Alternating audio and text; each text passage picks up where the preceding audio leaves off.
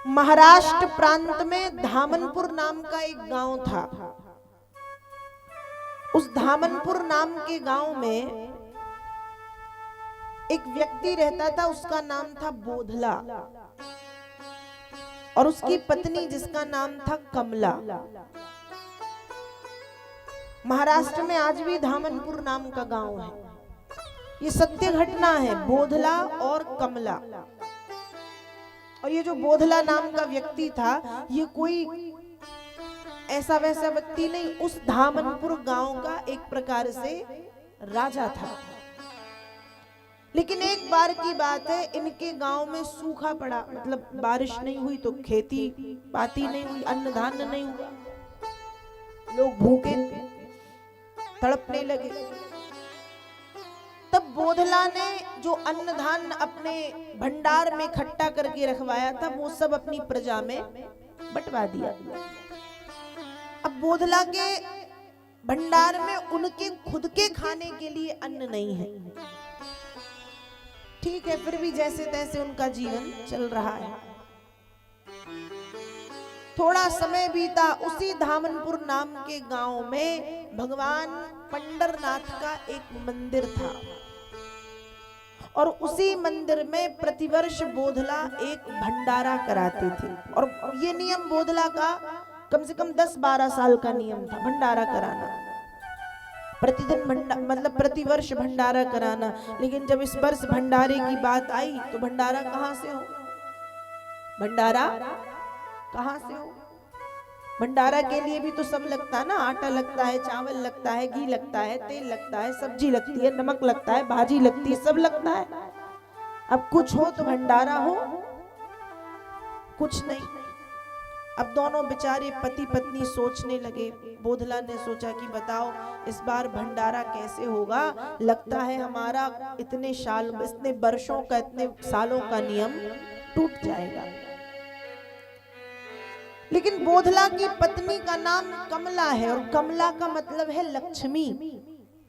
लक्ष्मी जी का एक नाम है कमला, तो उसकी पत्नी का नाम कमला है, और जैसा नाम है वैसा उसका स्वभाव है, लक्ष्मी की तरह। बोधला की पत्नी बोधला से कह रही, आप चिंता क्यों करते हो, भंडारा होगा, नियम नहीं टूटेगा, नियम नहीं टूटना चाहिए।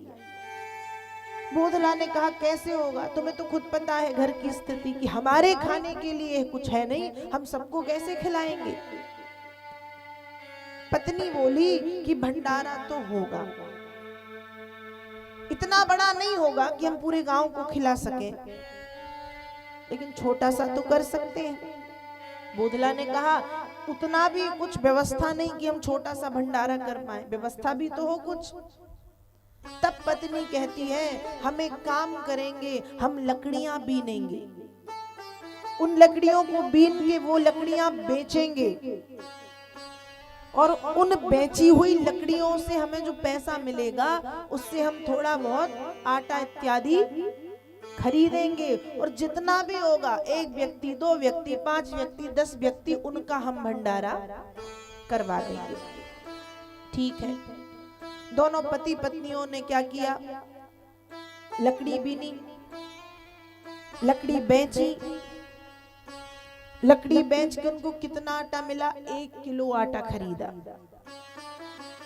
अब 1 किलो आटे में ऐसी कितनी रोटी या कितनी बाटी या कितनी पूड़ियां बनेंगी, कितनी बनेंगी, 4-5 लोग खा सकते हैं शायद, और जिनकी खुराक अच्छी है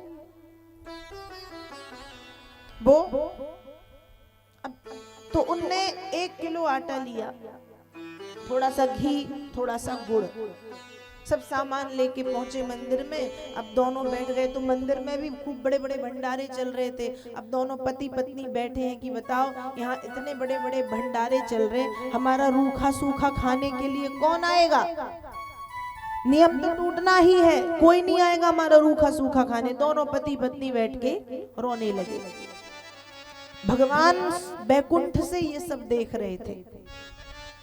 भगवान ने तुरंत एक वृद्ध ब्राह्मण का वेश बनाया, और वृद्ध ब्राह्मण का वेश बना करके भगवान कहां पे आए, बोधला के पास, और भगवान कहते हैं कि मुझे भूख लगी है, कुछ खिला पाओगे, कुछ खिला पाओगे? बोधला और कमला दोनों बेचारे उदास थे तो वो आटा उठा के दे दिया कि महाराज इतना ही है। भगवान ने कहा तो क्या मैं सूखा आटा खाऊंगा? हम दोनों बैठे हैं। भगवान ने कहा जल्दी जाओ, पानी वानी लेके आओ, जब तक कुछ व्यवस्था करो चूल्हे की, लकड़ियों की, मैं स्वयं भंडारा बनाऊंगा। दोनों जुट गए, एक लकड़ी ले आया, एक ने चूल्हा की व्यवस्था की। भगवान ने एक पत्थर पर आटा गूंथ लिया, और लक्ष्मी जी ने जब देखा कि भगवान का मन तो पृथ्वी पे लगा है, तो लक्ष्मी भी एक वृद्ध ब्राह्मणी का वेश बना करके आ गया। भगवान क्या बने हैं? एक बूढ़े व्यक्ति, और माता लक्ष्मी एक बूढ़ी स्त्री बनी है। दोनों आ गए उस भंडारे में, और दृश्य कैसा? श्रीपति सीधा संग्रहे बपे रसोई श्री महारानी, ते अंतरिक्ष पाने प्रसाद, चल पड़े सिद्ध ज्ञानी ध्यानी। भगवान नारायण आटा गूंथ रहे हैं, और लक्ष्मी जी उस आटे की गोल गोल बाटी बना रही हैं। बाटी समझते? बाटी, बाटी बना रही हैं, और उसमें घी लगा रही हैं। भोजन कौन बना रहा है? हमारे यहाँ भंडारे होते हैं तो कौन बनाता है? हलवाई, या हम बुलाते हैं किसी को, या माताएं बना लेती हैं। लेकिन आज कौन बना रहा है? स्वयं लक्ष्मी नारायण प्रसाद बना रहे हैं। और जब ये दृश्य देवी देवताओं ने देखा तो कहा महाराज ऐसा प्रसाद तो जन्मों के बाद पाने मिलता है कि स्वयं लक्ष्मी नारायण प्रसाद बनाए और उनके हाथों से हम प्रसाद पाएं। तो 33 कोटि देवता अपनी अपनी पत्नियों को, ऋषि मुनियों समेत सब पहुंच गए पृथ्वी पे उस भंडारे को पाने। सब अलग अलग रूप में पहुंचे हैं। अब यहाँ बोधला और कमला और जोर जोर से रोने लगे। क्यों? उनको लग रहा कि आज ये सब भूखे जाएंगे तो श्राप देंगे। इतने सारे आ गए, आटा 1 किलो है, किसको परोसेंगे, कितने लोग खाएंगे? लेकिन वो नहीं जानता कि जो भोजन बना रहे वो नारायण, और जो भोजन परोसेंगी वो स्वयं अन्नपूर्णा महालक्ष्मी है। और माता लक्ष्मी ने फिर भोजन परोसा है। कितना कितना परोसा है? कितना परोसा है? एक साग के पात, साग का पात मतलब एक तुलसी के पत्ते के बराबर परोस रही हैं, और एक साग के पात में तृप्ति करें।